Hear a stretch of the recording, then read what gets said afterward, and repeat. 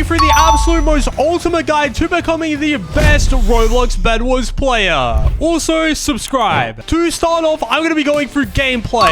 And the first thing that I want to cover is the absolute best way to start a Roblox Bedwars game. Now, ultimately, this does depend on what game mode you are playing, but I'm going to be mostly talking about solos, squads, and rank. Obviously, if you are playing solos, the absolute first thing you want to do is buy some wall over your bed defense. The reason why you want to do this is because it actually does save you some time if your opponent is breaking your bed, which will give you time to either react or run away from the fight and completely disengage altogether. The next cheapest thing that you can also buy at the beginning of the game is a stone weapon of your choice, because buying a stone weapon at the start of the game will give you a massive edge over your opponent. And no matter what sort of wooden weapon your enemy has, you're almost guaranteed to win that fight. I'm also going to be covering the best ways to rush. Now, there isn't really too much science behind rushing besides you do want to click fast at around 6 to 8 CPS. If you cannot click that fast, then you're going to have a really difficult time running across your bridges effectively. And another thing you should also do whilst rushing your enemy is build up slightly.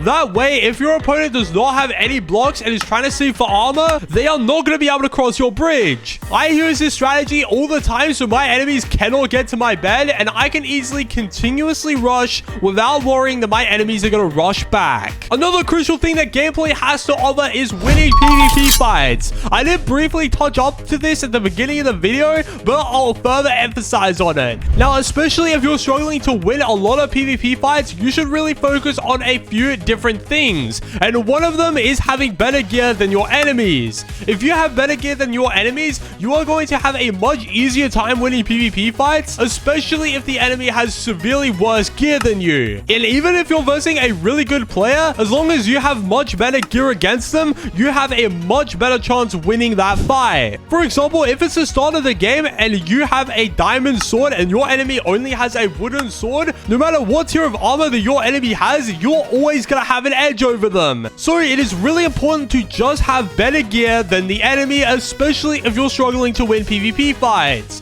And even if you're not, it's still really important regardless, because you don't want someone who's not as good as you to be winning fights against you simply because they have better gear than you. And for the next thing for gameplay is setting up team roles. This is really important for game modes like squads and ranked, simply because having a structured team will guarantee you to win the game.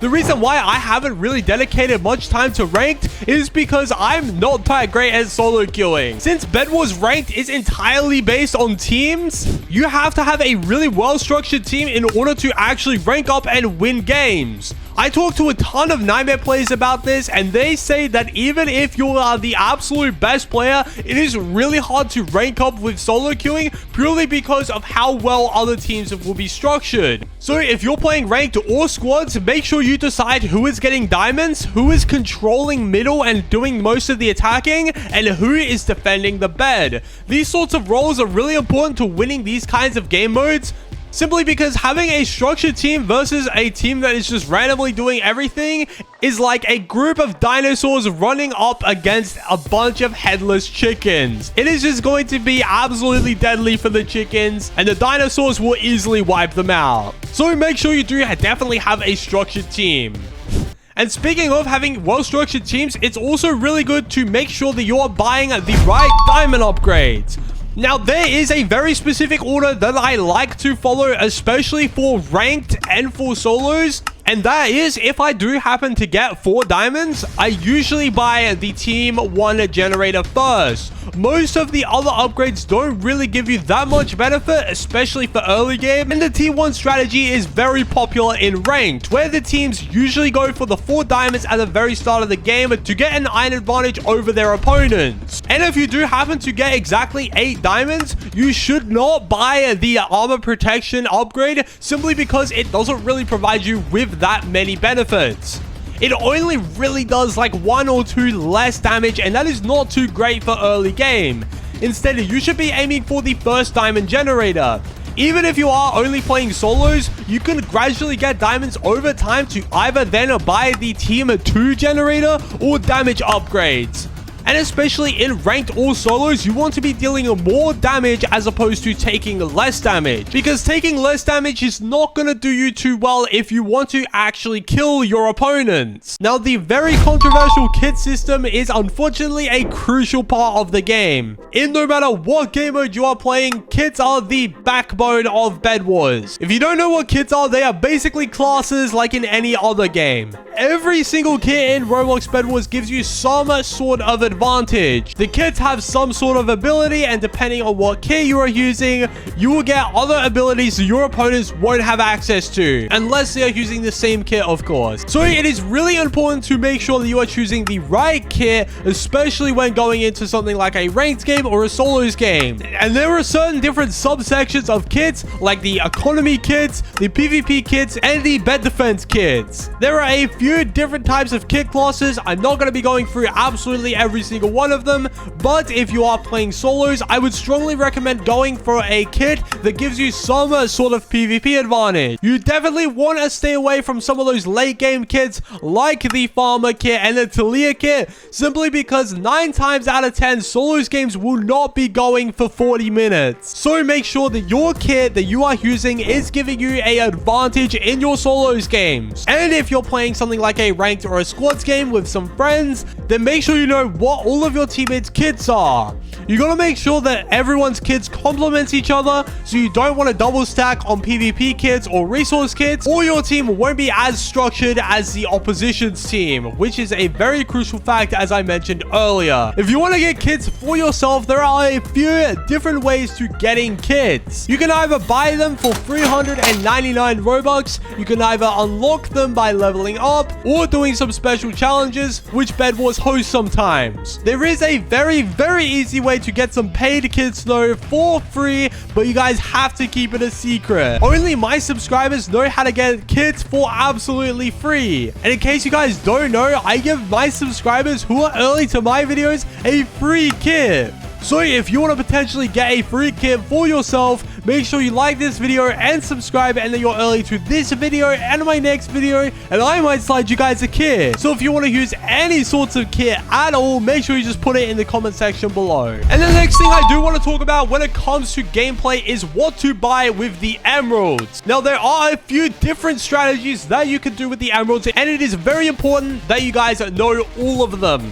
Especially with the new obsidian buff and the surge TNT that just got added into Bedwars, a lot of my ranked friends have really been opting for the early obsidian bed defense, which means they'll get up to 2 emeralds and then instantly cover it with the bed defense. But unless you are playing a team-based game mode, this isn't a very reliable strategy. Especially in solos, you shouldn't really be worrying about your bed defense too much, because having better gear than your opponents will do you a lot better than having a really good bed defense.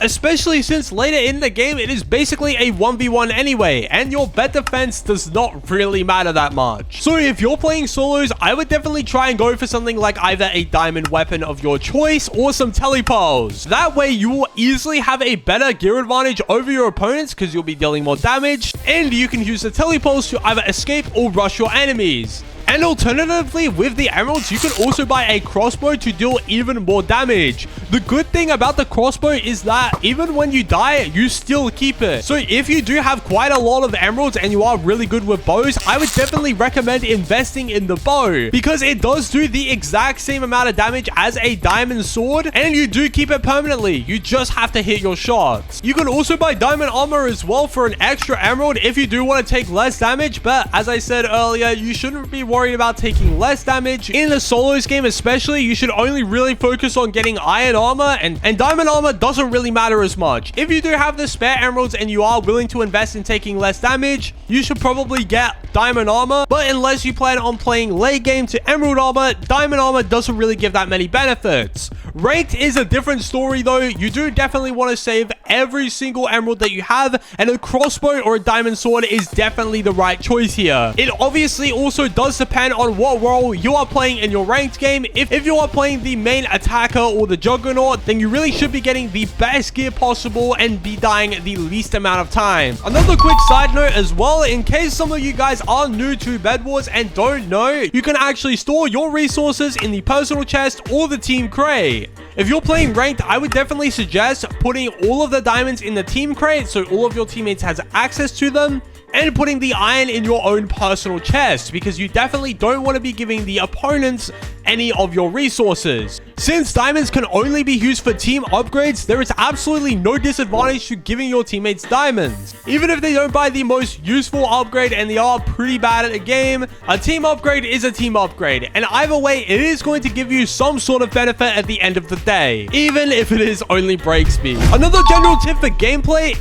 is, especially if you're playing solos, do not overspend iron. I'm going to be covering this a little bit more later in the video, but spending too much iron on blocks and arrows will definitely pose a massive disadvantage towards yourself. Make sure that you are only buying just enough blocks and don't overspend on resources. You don't want to buy too many telepels and you don't want to buy too many blocks, because at the end of the day, you are going to need those resources to win the game. And if you just bought 300 blocks and you just died by an enemy, you've just wasted a lot of iron that did not need to be spent. The next thing I'm going to be covering is forging. Now, I'm going to be telling you guys about every single forge weapon and what is the absolute best for new players and what weapons to avoid. Now, I will also mention that Bedwars is constantly changing the weapons and nerfing and buffing a lot of different things, so this video might be outdated in a few months time. So just keep an eye on the day. If something isn't super accurate, then I apologize.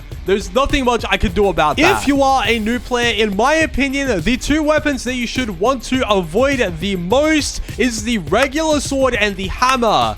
Purely because, in my opinion, this sword may be the most diverse, but it is also the only weapon in the forge that does not have a ability. Every single forge weapon besides the regular sword gives you some sort of early game advantage. The daggers give you a dash ability, the hammer has a charge ability, the scythe has a dash ability as well, and the gauntlets have a combo effect that you can use on your enemies. However, the regular sword falls short and does not give you any advantage at all. It is only until the emerald variation of the regular sword gives you some ability, and to be honest, it isn't that great. The reason why I also put the hammer on this list as well is because it is a semi-skill based weapon, because you do have to time your hits effectively. Since it is a high damage but low fire rate weapon, you do have to make sure that you are hitting all of your shots, because even if you miss one shot, you are going to be put at a massive disadvantage, especially if you get comboed. The absolute best weapon for new players, in my opinion, is either the dagger or the scythe.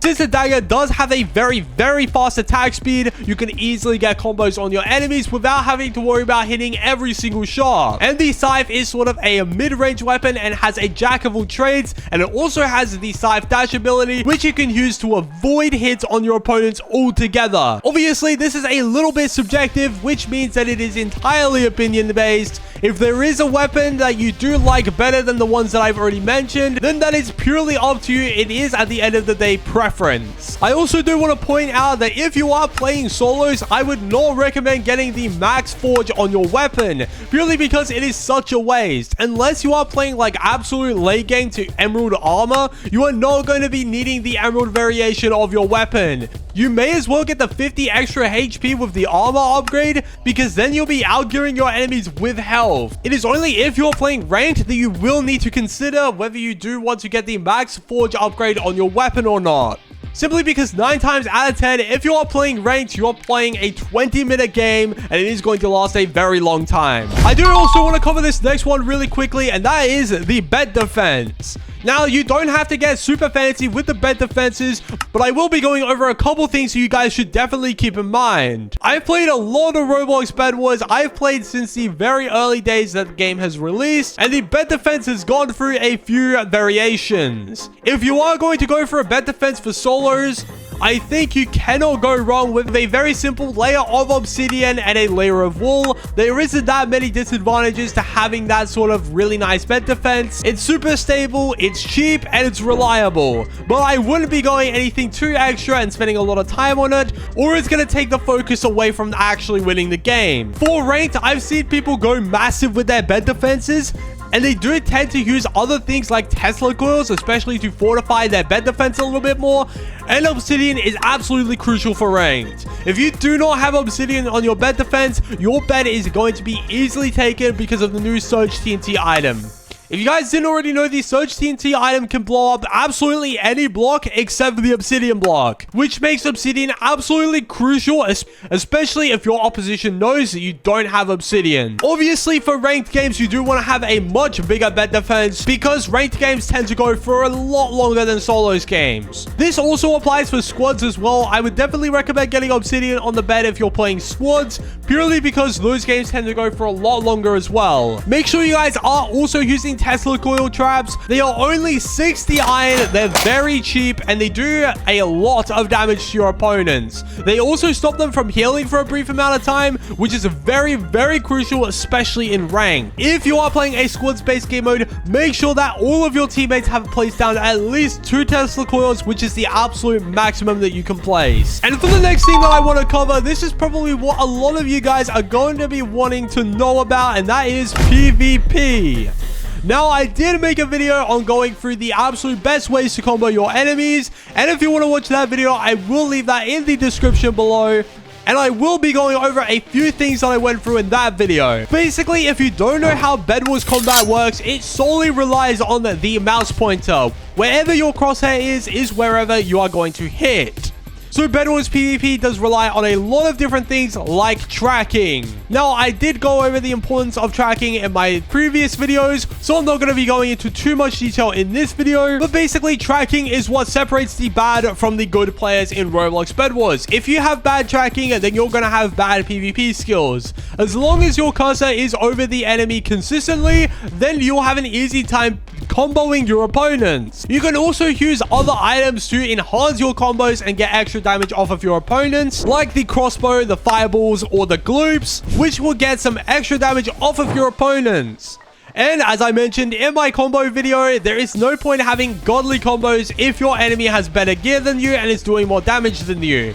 Make sure that you are doing more damage than your opponents to make sure that you don't fumble and lose the game, even if your combos are on point. Bedwars has gone to a stage now where there are so many different combo techniques and weapons that you really got to make sure and you really got to track the enemy's health as well as your own. Make sure that your enemy has less health than you do, especially when going in for a combo. You can slow your enemies down by using the gloop item, which will make it a lot easier for new players to hit a combo. And you can also use fireballs to light your enemies on fire, which will do even more damage. You can then also use a crossbow, which is a ranged weapon, to then get a first hit off of your opponent, putting you at an advantage right before the fight even starts. The next thing that I want to talk about, which is very crucial for winning Bedwars games in general, is map awareness and game sense. This is a very overlooked thing that a lot of players don't mention, especially these top pro players, simply because they just don't want you knowing about this sort of stuff.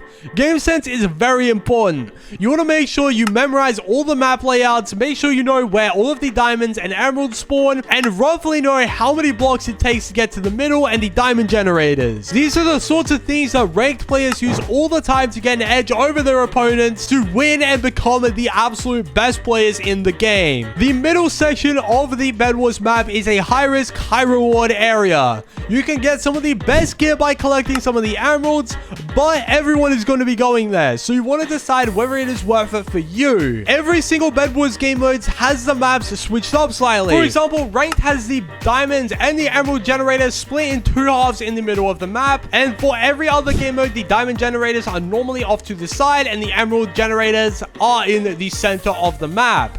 Just something to keep a note when playing Bedwars, because it is pretty important to know, especially if you are planning on switching game modes a lot. And if you are using a mobility based kit like the Electra or the Uzi kit, you can actually do 0 iron rushes on most of the maps, which means that you don't even have to spend any iron to get on the other side of the map. This is really important to know and to be aware of, because your opponents might use it against you. And if you do have the Uzi or the Electra kit, you should definitely try and time your jumps perfectly so you can get to your opponent's base and the center of the map to get those juicy emeralds for absolutely free of charge. Another section that I do want to cover as well is enchants. Enchants are a subsection of Bedwars that are also very important and do pose a massive advantage to players that unlock them. If you guys don't already know, the enchants cost 8 diamonds to unlock, so it is a very, very late game thing. It also initially costs 80 iron, or 3 emeralds just to even unlock an enchant.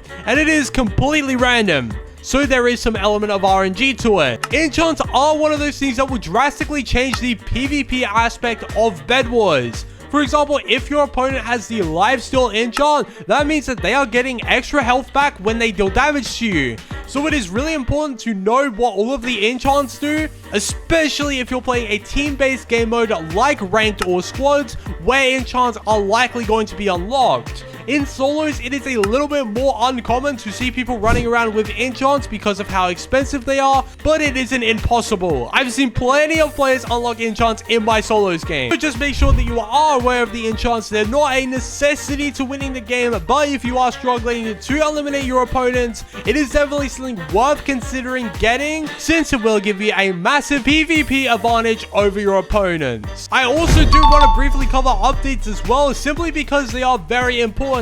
As I mentioned at the beginning of this video, updates do tend to change the game's meta a lot. The game's meta changes almost weekly because of how Bedwars just operates and updates all the kits. Most weapons and most kits go through some kind of change every single week. So it is really important to either join the Discord or read the patch notes to see what items have changed or been added. The reason why this is important is because your favorite strategy or kit might have been nerfed recently, and you definitely need to know about that sort of stuff because newer strategies and better strategies will be formed as a result of these changes. Some updates also added new items and new maps, so you have some opportunities to find some even cooler tricks and newer stuff to do with these new maps and items. So just keep an eye out for the updates and see what has been changed. And of course, the next thing I do want to go over is some common mistakes that I see new players and pro players make in their game. And for the first mistake that most people make is overspending resources. I did mention this earlier, but buying too many blocks, too many arrows, and too many telepearls is just an absolute waste of resources. And unless you're in the very late stages of the game, you do want to be very crucial of how you're spending your iron, your diamonds, and your emeralds. Make sure that you're not overspending on all of your resources because it will give you a massive disadvantage.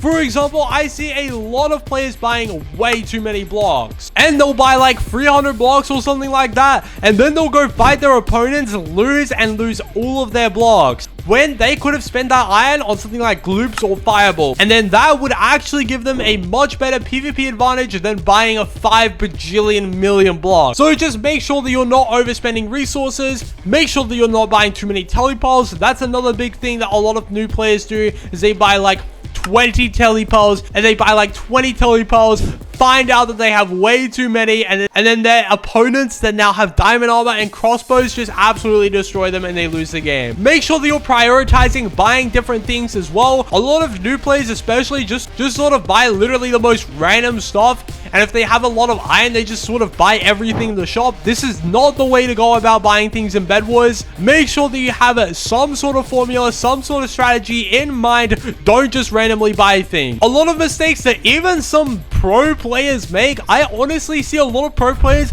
not buying shears or axes in their games, especially in like solos games. They just don't even buy an axe. They don't bother to buy an axe or shears when that is literally the most crucial item for solos, duos, and squad games. If you don't have bed breaking tools, don't expect to break beds really quickly. You need to have these sorts of tools on you if you want to break beds fast and efficiently. Shears will break wool in just 2 hits, which is super quick and overpowered, and the axes will break beds in just under 4 hits, which is crucial, especially for breaking beds. So just make sure that if you are playing solos or just any game mode in general, you are buying these bed breaking tools if you do plan on breaking bed. Another mistake that I also see a lot of pro players doing, especially in ranked, I see this all the time happening in ranked, is not using the spare iron that they have to upgrade the bed defense. If you have some spare iron lying around, you have absolutely no intention of spending it, you can either place a Tesla coil or some just better blocks over the bed defense to stop you guys from losing. When I used to solo queue in ranked, literally all of my teammates would never ever spend any of the spare iron to buy Tesla coils or gloops over the bed defense. It just made our bed defense so much weaker, and I couldn't do anything about it at the end of the day because they just weren't listening to me. So don't be like those guys. Make sure that you are putting Teslas over the bed defense, and make sure that you're using your spare iron to actually upgrade your bed defense. Another really common mistake that I see literally every single player making, new players and pro players, is not communicating with their teammates properly. Make sure that you communicate every small detail with your teammates. If you want to go rush someone's base, make sure that you are announcing that to your teammate. If you want to go get diamonds, if you really need some iron, make sure that you say something. There is nothing worse than having a teammate who just runs off and does their own thing without telling anyone, because that way they're putting the whole team into jeopardy purely because they just want to do their own thing instead of actually working together as a team.